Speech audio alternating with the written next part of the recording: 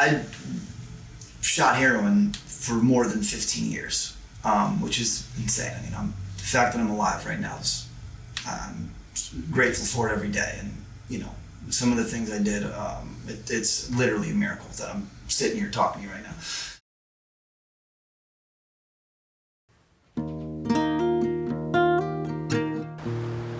It's estimated that 20 million Americans struggle with substance use disorder, and I used to count myself among those 20 million Americans as an individual who struggles with substance use disorder.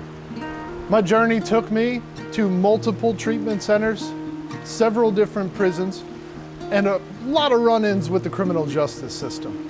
And not until I found recovery at age 20 did I realize my true purpose. My purpose in life has been to help people find recovery. My name's Chris Dreisbach. Welcome to Repurposed.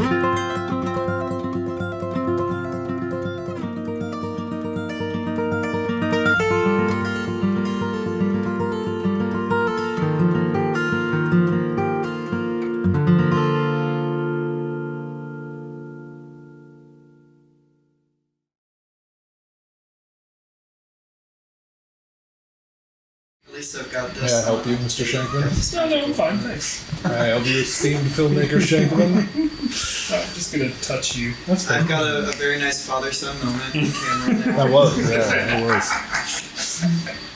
More little sip of coffee. Here we go. There you go. Get a little bit more caffeinated for Brought this to you by question. Starbucks. Now we should do A some. little bit more caffeinated. Yeah.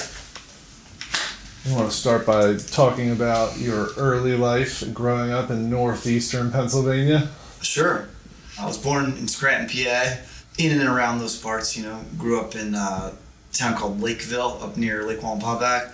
Most of my family is from Pittston, PA, too, though, so I went there for high school, Pittston. Raised by basically a bunch of, my whole family, both sides, a lot of artists and a lot of musicians. And my dad's an amazing guitar player. My mom just had a great taste for music. My parents actually met and they were both going to school for music at Mizwinski. No, that's not the right college. Good God, Marywood, sorry, Marywood. They met in Marywood, yeah. So I was conceived while my parents were both going to school for music.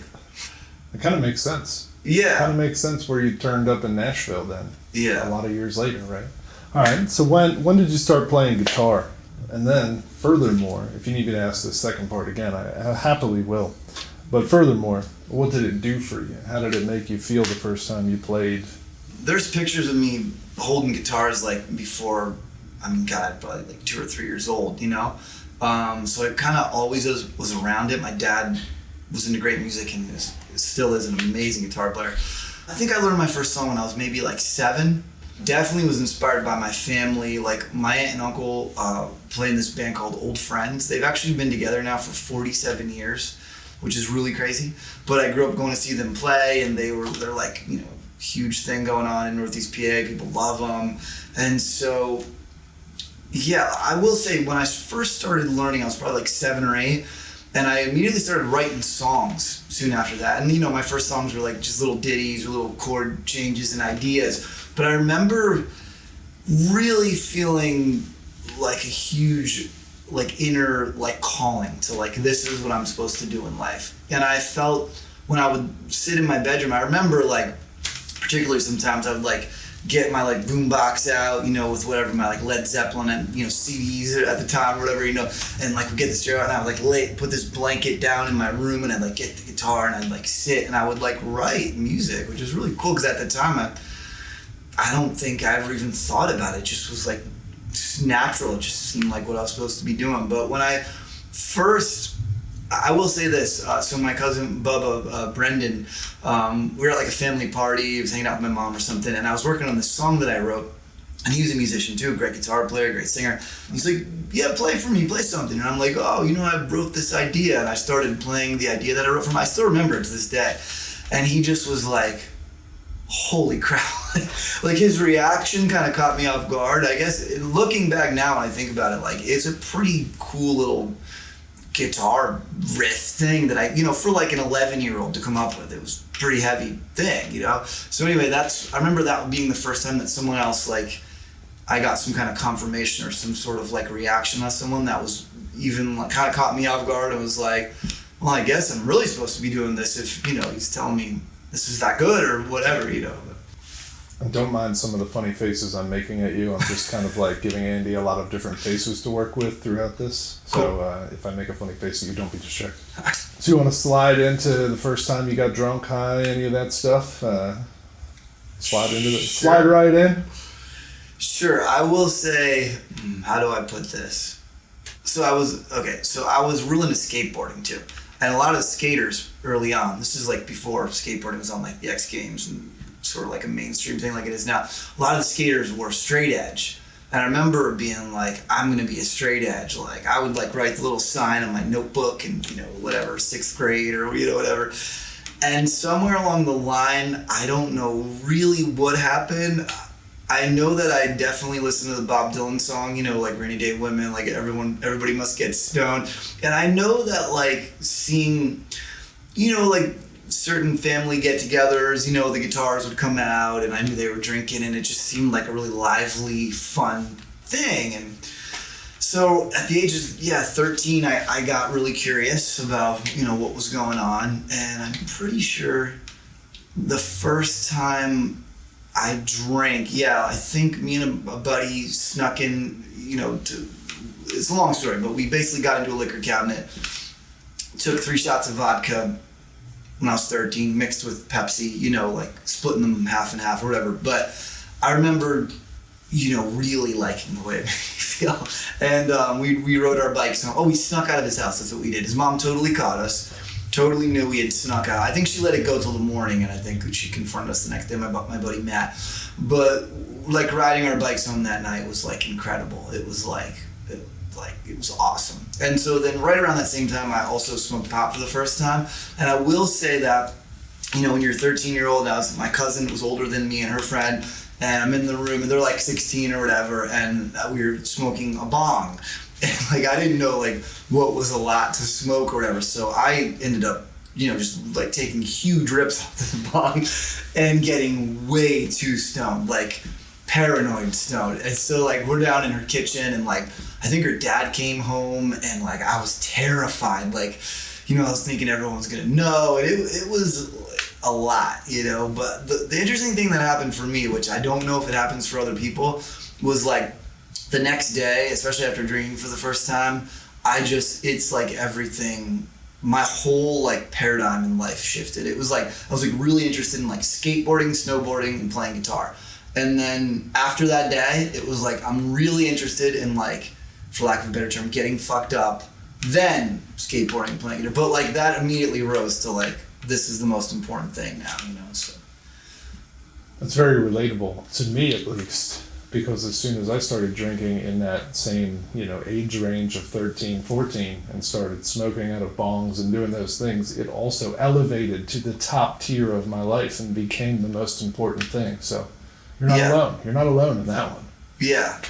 So do you want to talk a little bit about the first time you recognized it might be an issue, might be a problem in your life? Sure. There was a couple of points. The first thing I'm thinking of now is like, I don't know how normal it is for a 13-year-old to get home from 8th grade and every day be like hitting the liquor cabinet, filling the bottles up with water, like doing literally anything I could to like stashing beers, hiding alcohol, trying to buy weed off of kids that were in high school, probably got ripped off a few times, maybe got some real weed.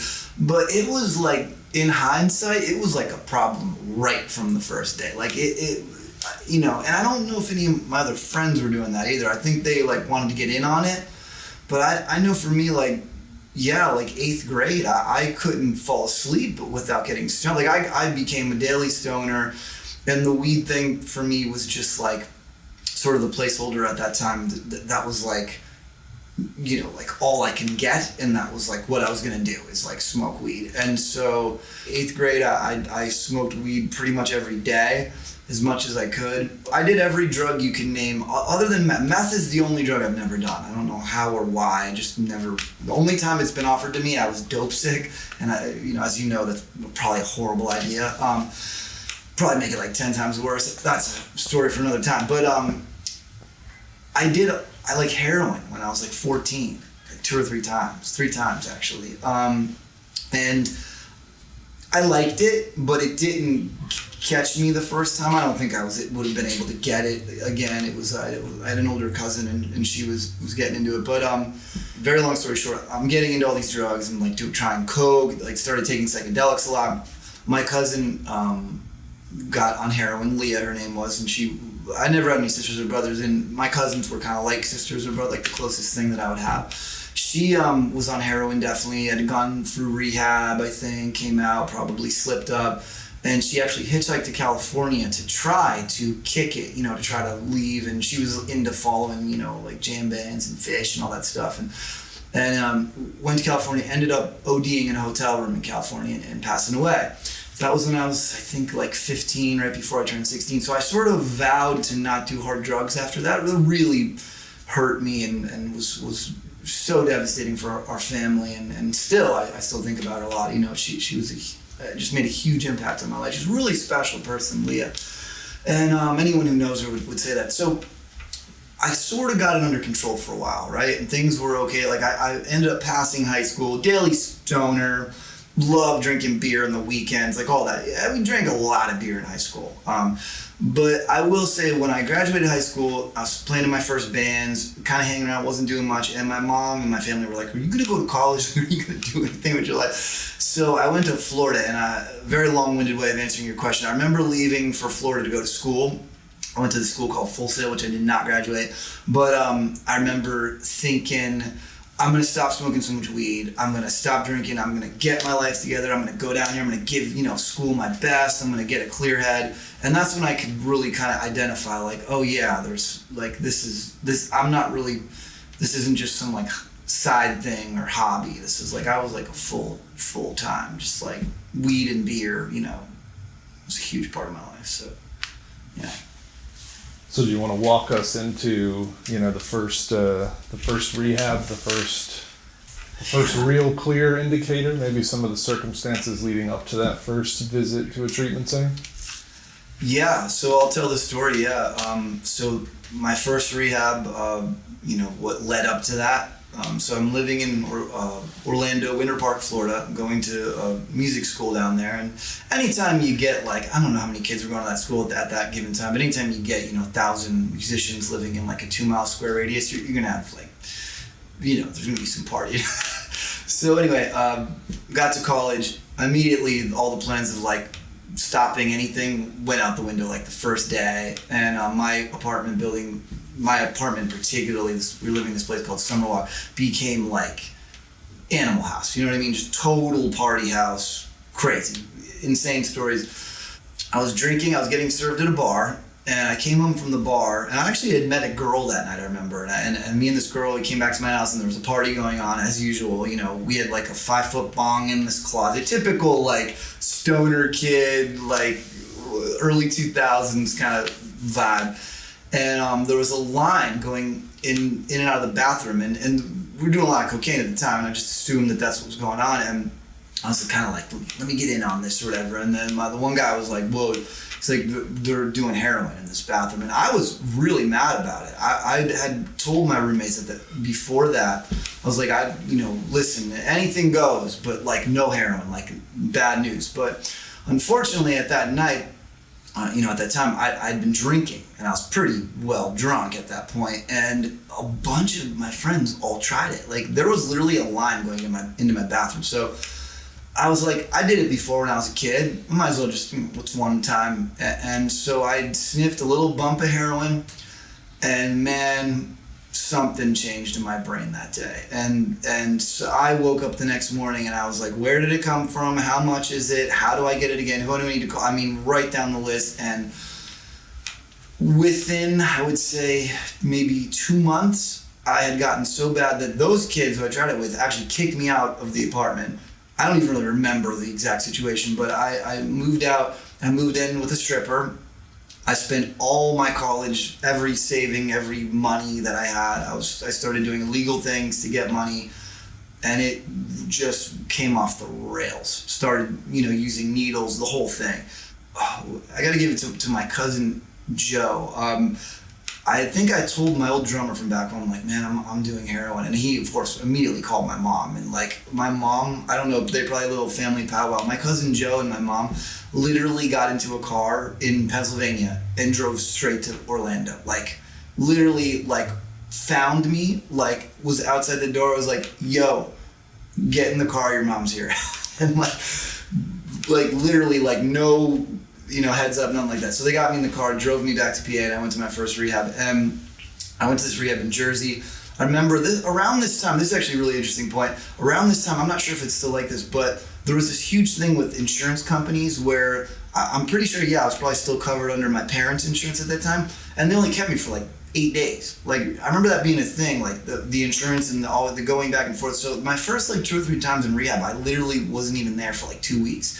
So I go to this rehab and I'm seeing the steps on the wall and people are talking about, telling these crazy stories of addiction. And man, I was just like, I'm not listening to any of this. Yeah, I got into heroin, take a little breather here. I'm going to be the 80-year-old dude with like the beer and the joint and that's going to be my life forever. But yeah, so that led me into my first rehab, and I don't think I was really ready for much at that point. But I think it's pretty telling how you said within 60 days, within 2 months, my whole life had flown off the rails. And it's really cool for me to hear it because that's my story too. Right. Is it really just a series of 30 and 60 day, in-betweens, in between rehab, in between jail, in between some kind of, struggle or pain or something. And it's telling for people who don't know much about addiction, or maybe a family member or somebody else, how quick and how rapid this stuff destroys your life and kind of fires it off those rails. So I think that was a really good thing to add in there. So after rehab, you want to just kind of chronologically keep this going, almost in the old AA style, just what happened. I shot heroin for more than 15 years. Which is insane. I mean, the fact that I'm alive right now is, I'm grateful for it every day. And, some of the things I did, it's literally a miracle that I'm sitting here talking to you right now, as I'm sure you know. Very long story short is, I've been to rehab 13 times. It's a weird thing. Looking back now, basically what would happen, kind of like what we were just talking about, is I would go to rehab, I'd get out, I'm the kind of guy, I drink and get high on the way home from rehab. Like, that's what happens. Like, and the weird part about it is, like, in hindsight, looking back, like, I would willingly check myself into these places. Because, you get strung out, you're dope sick, you're trying to, you're doing illegal things to get money. It gets real bad real quick. So I'd be like, I need help, please. I'd be calling the rehabs. And then I would get there.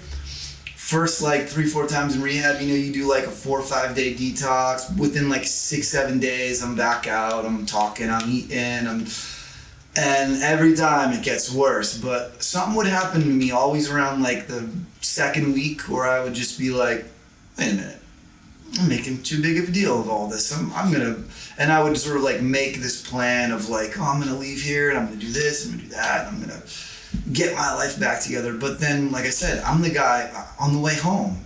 Something would happen to me when they would let you out that door.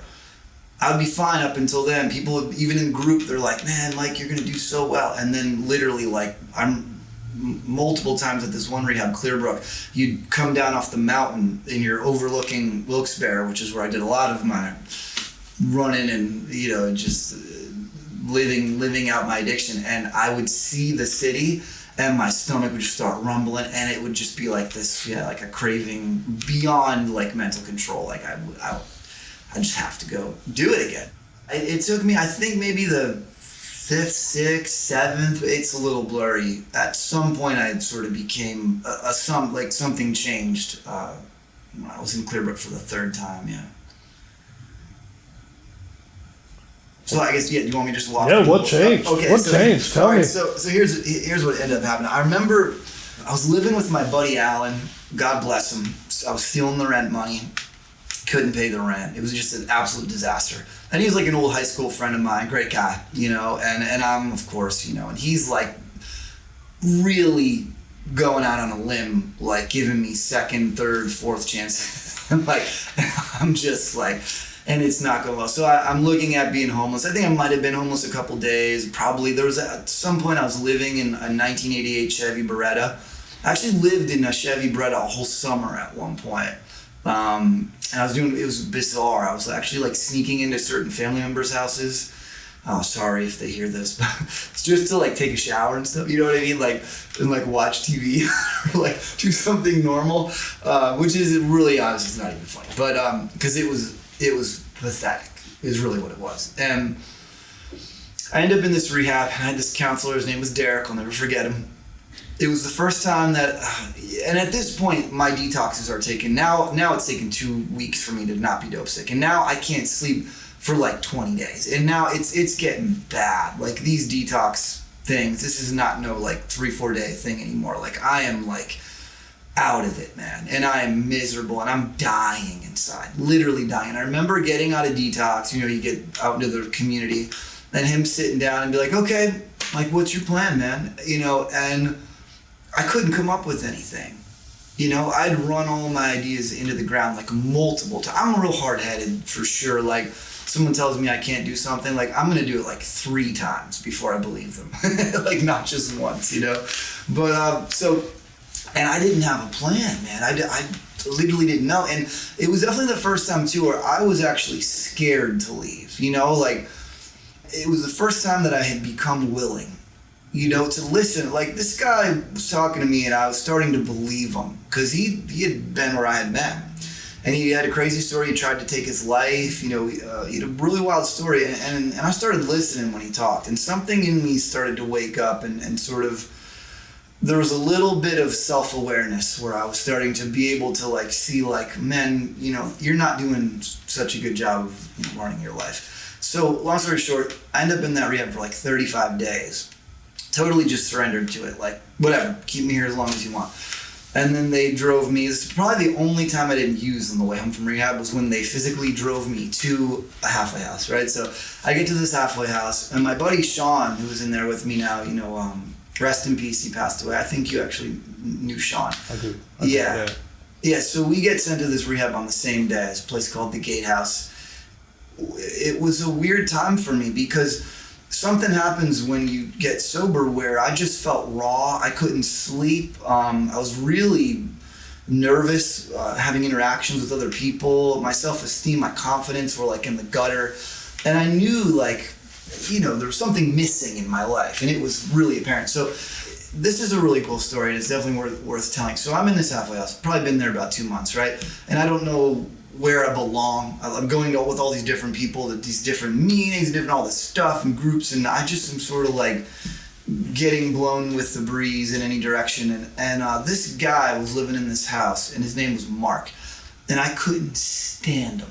I mean, he was the worst. He gave everybody terrible nicknames, just did nothing but like poke fun of you. If he found some sort of insecurity or something, like he would just like hone in on it. And I remember just trying to avoid this guy at all costs. So he graduates the halfway house, they let him out.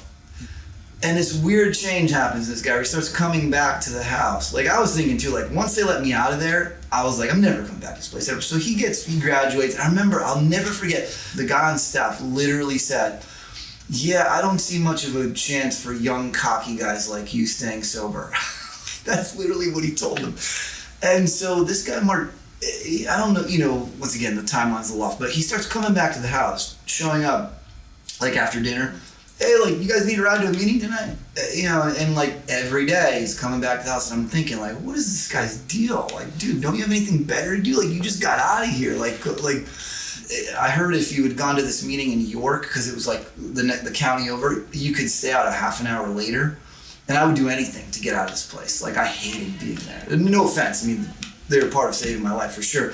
But I was like, look, I stayed a half hour later. If I go to this, next county, I'm like, sure, I'll come to the meeting with you. So I end up going to this meeting, and still to this day, it gives me chills to think about, because I met some people there that changed my life. And I met people that were talking about sobriety and recovery in a way that I'd never heard it before. And, us, ex-junkies, we're pretty good. We have pretty good, like, bullshit detectors. And I inherently knew these people weren't lying to me. I really did it. Another one of our friends I met shortly after that, this guy JD and Mark, and they were kind of in cahoots and were friends. And they seemed happy, and it seemed genuine to me. And they were always, like, joking around. And, like, once again, I'm miserable. So I ended up meeting these guys, and I quickly figured out like where I belonged and where I should go, and I felt called to hang with them. So, of course, like the good drug addict I was, I got sober for a couple months. I think I got 8 months, and I was like, yeah, I'm moving back home, and I'm gonna, like everything they told me to do, I like did the opposite, and I just went back out in another tear, and then I ended up actually moving to that town, York, and getting sober there and staying there for like maybe 4 or 5 years. Sorry, this is so long. I feel like I'm just ranting here. No, this is good. And even funnier, the first 2 people to pick me up and take me to meetings in my entire life were Mark and JD. That's amazing. That's how amazing. weird is that? Like a year before, they did the same thing for you Yeah. that they did for me. Isn't that nuts? Yeah. They probably among the first people to take him to meetings after me, too. So Yeah. it's pretty nuts. It's so cool. It's amazing. It really is. I still talk about those meetings, particularly where, just that sort of group of people. I've still never experienced anything like it.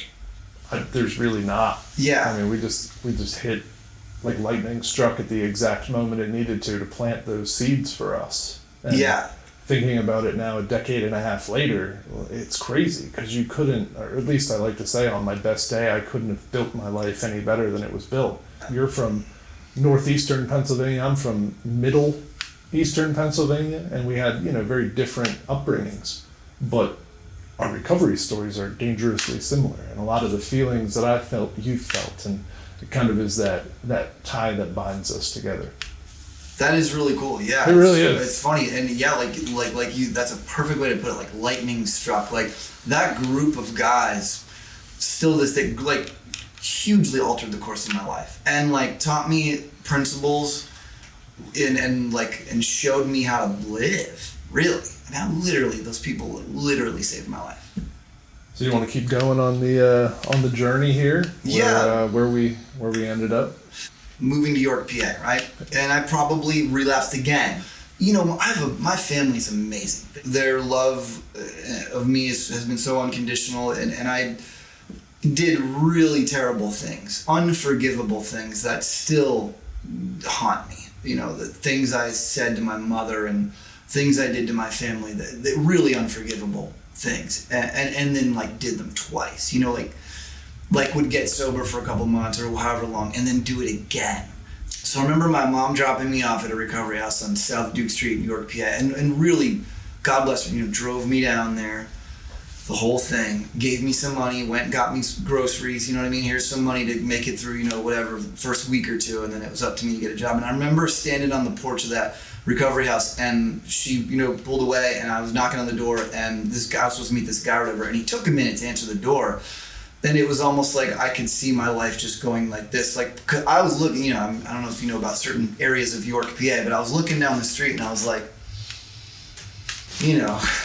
whatever I had, $30 or 50, whatever the money, I was like, I know what I could do with this money right down the block here. So, and sure enough, it was that kind of town. But the guy came and I went to the recovery house. Ended up getting sober down there. Ended up starting to build my life. And it's cool, the music thing ties in there too. So York, PA, I started playing every open mic I could, driving to Lancaster, open mics, meeting other musicians. And this bar in town, the First Capital Dispensing Company, the owner, Mike, his name was, he let me play, he gave me my first residency. So I played at this bar. This is probably about a year and a half, 2 years into my sobriety. I'm there, had fat jobs working late nights, overnight shifts in factories, all those crazy jobs. And then I ended up working at the Yorktown Hotel for a while in the valet. I actually loved that job. And then I started playing music again for a living, full time. And at that point, it was really cool, man. This guy let me play this bar every Tuesday night. And for 2 years I played there. And it was kind of hilarious too, because I think some of the establishments at that time would be a little bit baffled when I'd bring a good crowd sometimes, and they'd be like, "Who are these people? Every single person ordered a Sprite. Like you brought 30 people, not one of them drank." So funny, but anyway, I ended up living in New York, getting a couple of years sober around that time, and so change for me was slow. It was a slow process. There were certain areas of my life where I was, killing it, and there was other areas where I wasn't being so honest. I got into a relationship, and really, I'm sure my intentions were good, but I just was not capable of really being honest or like a really good person at that point. And I still feel really bad too. I just wasn't kind of being fully honest with this person, and I think that sort of preceded maybe my inevitable relapse. But I moved back to Scranton, PA, which is where I was from, and it was fine. It was a healthy move. I wasn't running from problems or anything at that point. I had ended up moving up there, stayed sober another couple. I was sober about 4.5 years.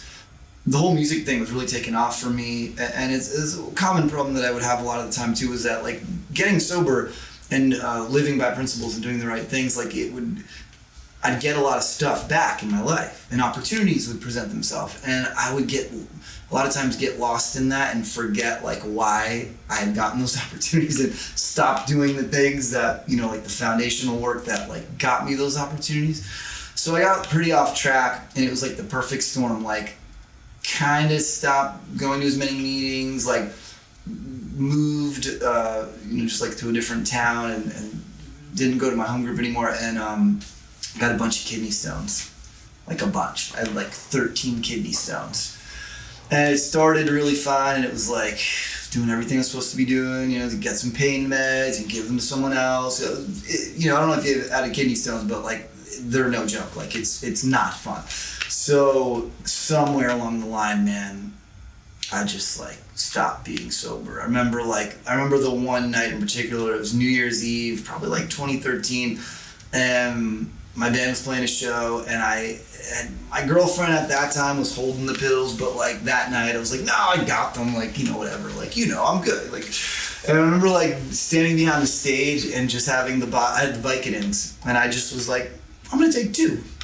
And that was it, man. That started another 3.5 year absolute burn it to the ground, worst real, all the things I said I'd never do, all the things that never happened, all happened in those next 3 years. And it just turned into an absolute nightmare. My life was an absolute nightmare. By the end of that period, I was I'd moved out to New Jersey. I was playing in a few bands in New York City and stuff. I was doing some cool stuff out there, but I couldn't keep it together. At the end of that period, I was on 130 milligrams of methadone. I was addicted to benzos, so I was eating probably maybe 4 or 5 Xanny bars a day, Klonopins, Valium, whatever I get my hands on. I was smoking crack around the clock, still doing heroin to try to break through the methadone, even though it rarely could, and then still drinking alcohol and stuff too. It was so bad I can't even really articulate in words of how bad it was and how bad I was dying inside at that point. I'd gotten arrested 4 times in rapid consecutive, just crazy situation. I've been in every jail precinct in Newark, New Jersey, handcuffed to railings and poles, and literally the one place they just lock you up in a cage for the night. Every conceivable type of thing was happening in my life, and there's probably a lot more. And I was in another relationship with a really wonderful girl, and God bless her for some of the stuff that I put her through. Is just so bad. And I basically was on probation, And I tried to go off the methadone clinic. That wasn't pretty. I don't think I had enough money to even pay the methadone clinic at that point. It was probably about 2 years into methadone. And I just left the state, never showed up at my PO, never showed up for probation, just completely left the state, like went on the run. And that girl left me temporarily, and thank God she did, because I think that was like the sort of nail in the coffin or whatever you would say. That was just like, I just knew it was. And so I think I probably went on another like 3 month absolute tear in PA. I was like running this one drug dealer, you know, to the city to get, you know, large amounts of drugs, and, you know, somehow by some miracle never got pulled over or whatever. You know, it was a nightmare. And then this guy that owns a place called Little Creek, this guy, Andy, he literally saved my life. And I didn't have any money, I didn't have any insurance, I didn't have literally nothing. And he heard that I was in this other treatment center and was like, send him up. And he took a chance on me, you know, he like let me go to this program. It's a really nice place too, like it was a really nice rehab. So I get to this treatment center for young men, and I quickly realized, there was one guy I think, but I quickly realized that I no longer was the young guy in rehab, right? And all these, you know, it was a young men's facility. So the first night in group, like we're all introducing yourself, and I don't know if they were giving nicknames or some part of like ceremonial introduction to the place. And the guy that was doing the, you know, running the group, whatever, nicknamed me Middle-Aged Mike. And I just remember that being like a really like, it just opened my eyes, like, whoa, like I was like 33 at the time, you know, like this is not, yeah, man, I'm like the old guy, I'm like the veteran junkie in treatment now, you know. So anyway, that's sort of where my next phase began, and how I sort of got my life back together again. And it was from some of the people that worked at those treatment centers, a lady named Roxanne and Andy, and some of the counselors I've had. I mean, these people literally saved my life, you know. So I will say music also really in a way saved my life. There were points where I definitely, you know, was getting like borderline suicidal.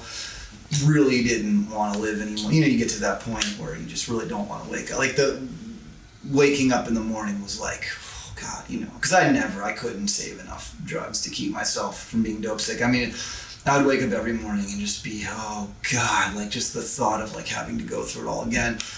And a lot of times in treatment, the fact that I love to write songs and play guitar gave me some sort of purpose, as much as it might have been like buried at points in my life, but really did give me that extra push sometimes when there just felt like nothing to live for.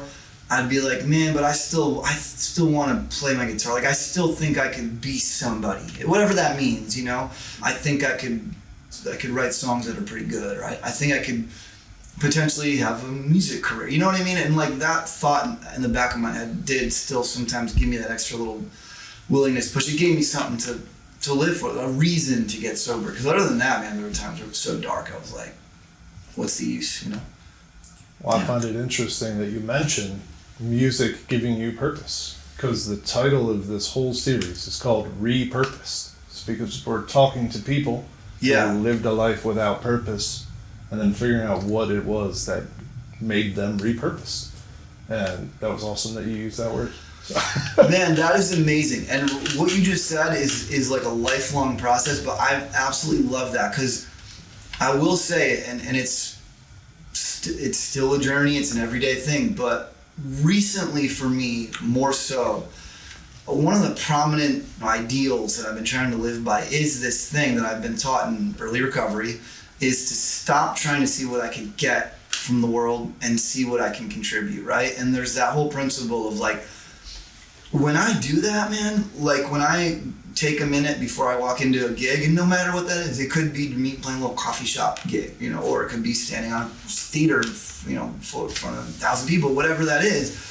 When I take that minute, I do have a little ritual I do. I just stop, take some deep breaths, a little meditation, and I sort of say a prayer like, you know, please let me be useful to someone else. Please let me inspire someone, help someone to relate to what I'm doing. Just let me contribute, you know, use me as a channel. Man, you can't go wrong. And I know for me, a lot of times looking back, and I'm sure we all do this in different ways, but I look back at like I used to think that like I didn't have an ego, you know, and I look back now and I'm like, oh my God, like I was so full of myself. And, you know, I was showing up, even so sober, years sober, you know, showing up and being like, you know, just on some sort of ego kick that I didn't really realize at the time. And now when I look back on it and I'm able to put a little space in between that and put a little space in between like my thoughts and have a little bit of self-awareness and presence, then stop that from being like me, making it all about me and just being like, man, like when I'm on stage with the band, like how can I listen to the other guys the best I can? Like how could I get present enough to really hear what everyone else is doing and turn this 5 guys playing music into like a sum greater than, what's that saying? Like the sum is greater than the parts. Yeah. You know what I mean? Like make something that's more than the 5 of us. Like that, and it's so inspiring. When you do that, it's like lightning. You know, even songwriting, same thing too. Like it used to be like, oh, what kind of song could I write that will make me stand out? Or now I'm like, you know, how could I say something that can contribute to the world, you know, or whatever. And sometimes that's just a lofty thing, and sometimes it's not. Sometimes it's something really cool happens where you get plugged into this like channel of inspiration. That's my whole last record, the one that's about to come out. I really feel like I was really inspired at that time. Some really cool subject matter and stuff I'm really happy with, you know. So before we dive into anything else, let's talk about this new record. The gifts of sobriety, right? I got to do something I always wanted to do. I always wanted to record an album live to tape. And that's like how they used to record, you know, in the old days, 60s and 70s, like all analog. And through chance and living in Nashville and just meeting people, I just met a bunch of people that were honestly some of my heroes and some still to this day, some of my favorite musicians in the world. And the pandemic hit, people weren't playing. I had just had COVID and I was able to come out and do some things, and no one was really working at that time. So I went into the studio with some of the greatest musicians in the world and recorded an album in 3 days, live to 2-inch tape, you know, full out, like just a band playing in a big studio. It was awesome. It was like one of my dreams coming true. So got to record it like that. The writing of the tunes though too was a really cool thing that happened because, you know, I made a plan to move to Nashville, right? So I came down here. I was supposed to be moving with an old friend of mine, and then that fell through. And I ended up living with this other guy who was also in recovery, and we hit it off. And then we started writing together. And it's kind of like now I look back on it, it just felt like it was like just meant to be. We really work well together, and I'd never really co-written with anyone before. I was never interested in co-writing. It seemed weird to me, like. But this time, I really kind of leaned into the idea of co-writing, and I grew a lot from it, I think. We wrote these songs that were kind of even more than, how could I say this? Like, there are definitely a lot of songs about recovery, about sobriety, but we said it in a different way that it wasn't like, yay, I'm so happy, I'm sober. We talked about some really deep subject matter and like a really kind of, yeah, I don't know. It just felt like it was like in a mild way. It felt like it was divinely inspired. Like these lyrics and these songs, they just like came. Like I didn't have to try. I just pick up my guitar and just be like, oh, what about this? And or we would be like, well, we need a song in this key where your voice hits this note, and then we'd be like, all right, well, let's try to write for it. And then like an hour later, like we'd have a song. But I'm just really happy with it. It's something I've always wanted to do, and I think it came out even better than I had hoped. You know. What's the name of the album? The name of the album is Only Human. I know we already sort of touched on Rolling Stone, but talk a little bit more about what it felt like to be profiled in Rolling Stone as a person who's been just kind of chomping at the bit to achieve that level of success. Yeah, that was a turning point for me for sure. Yeah, I've been doing this my whole life. I mean, I was literally playing bar gigs when I was 16 years old, like in high school, and like. Obviously, addiction greatly sidetracked, what my ideal goal for my life would have been. And it's pretty cool too, like I kind of also like did most of it all on my own, I didn't have like a team working for me or anything at that point. Put this song out and the editor of Rolling Stone Country heard it and reached out to me and was like, I love it. And not only did a write-up, but like gave it like an amazing write-up. Like it kind of blew my mind. And for me, yeah, that was a huge deal. that was definitely a turning point where it sort of validated all the hard work that I'd been doing, because there were times, there were months and years where it was grueling, man. I worked hard. I played 250 dates a year, like back to back for years. That's a lot. Like that's a lot of traveling, a lot of playing, a lot of times booking it all myself. That kind of made it, a lot of it worthwhile, you know? And it made me want to keep going too. And it also made me really realize what a gift staying sober was, and what a gift doing this work that we do, you know, practicing these principles in my music affairs. And really made me realize it, because that never would have happened if I was still getting high, man. There's just no way. So, yeah. That's so great. That's so great. Yeah. I just love it. I just love it. When that Rolling Stone thing came out, I was like a little kid. You know, I was so excited for you. Thanks, man. That's awesome. Any other major successes, things you want to profile, things you might want to put out to the universe, and then plans for the future? Anything you want to talk about on that? Sure. One thing I will say that's been at the forefront of my mind a lot as in regards to recovery is something that it's just a thought process that's still changing day by day. But this whole idea of sobriety dates, right? Like people that have long-term sobriety literally are the reason why us that are behind them have had a chance to get sober. And people that have 20, 30, 40 years sober, it's incredible. It's amazing. But for me, I relapsed a couple times, right? Like a good example is a friend of mine, right? Like he had 15 years sober and relapsed. I don't think he was out for too long, but then came back and get sober, and then had to, you know, sort of come back around and like, you know, tail between your legs, like, oh, I got 3 months, oh, I got 6 months, oh, I got a year. And it's sort of like, maybe we make it into a big deal ourselves. I know I did. When I came back and I had to start my sobriety date over, it was embarrassing. And I wish there was a way that we could maybe look at things from a bit of a different light when it comes to people that relapse. Obviously, relapsing isn't a requirement. You don't have to do it, but a lot of people do. And you know, the things that I learned that first time, like when I got sober that first time, were still, you know, I grew as a person, and I learned, you know, some of those principles that still are at the forefront of my life. And like, I just wish there was a way we could look at relapse a little differently and not have to do this whole thing where like, yes, we should count time. Yes, we should honor the people that have 30 years. It's incredible. It's amazing if someone has stayed sober. I mean, even if someone stays sober for 5 years, it's incredible.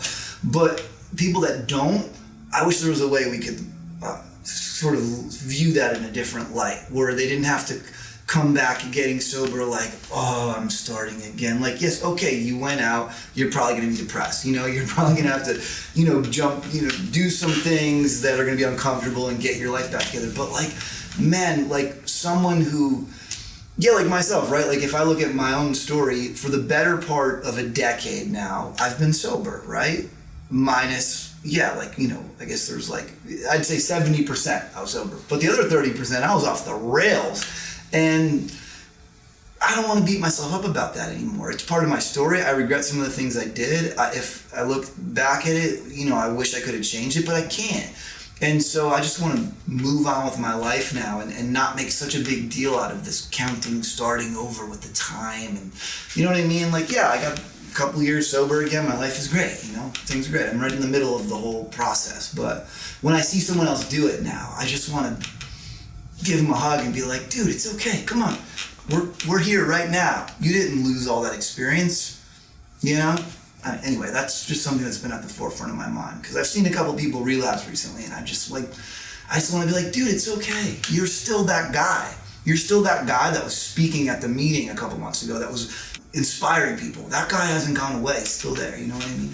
But that's one of those things that a lot of people just kind of fall off from, just the stigma of relapse or the shame.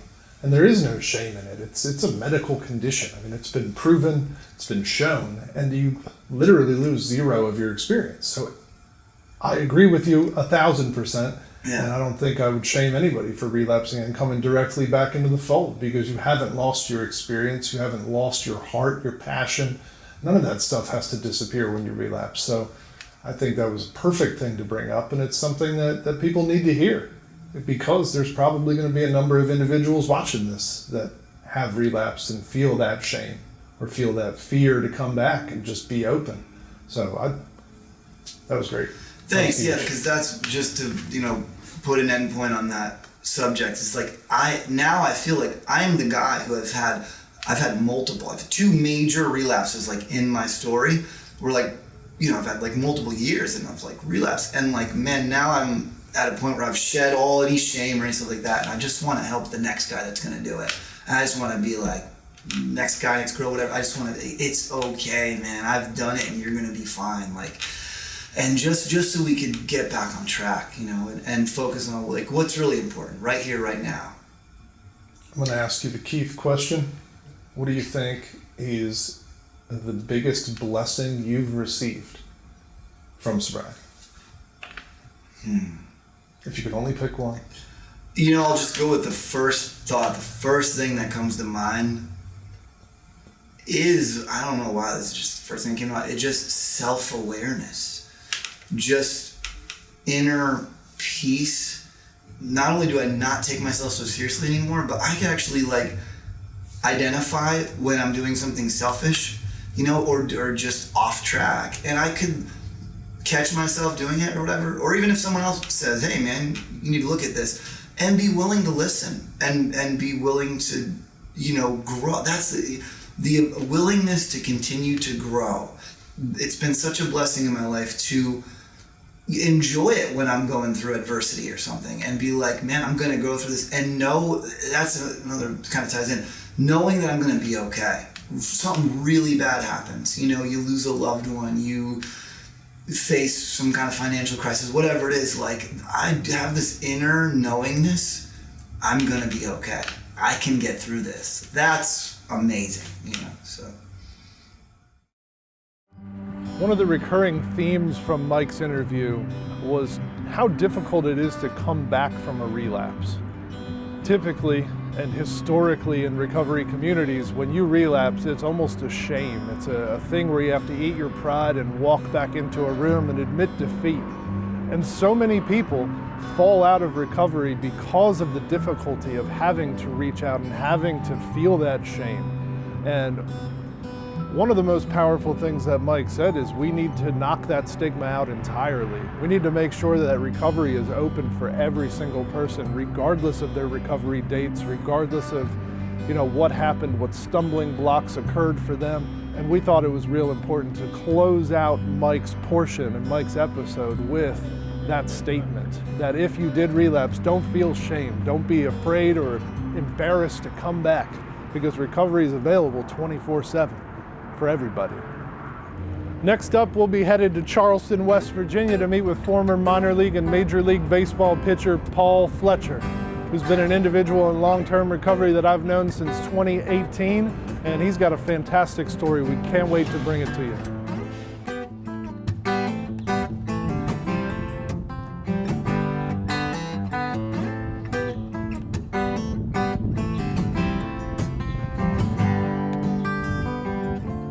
Better be careful when you talk like that. You just might get exactly what you're looking for. I ain't gonna hang around to watch you crash, watch you wind up all in pieces on the floor. If I could change your mind, turn back time, save it all from ruin. If I could walk through walls, break your fall, that's what I'd be doing. But I'm only human.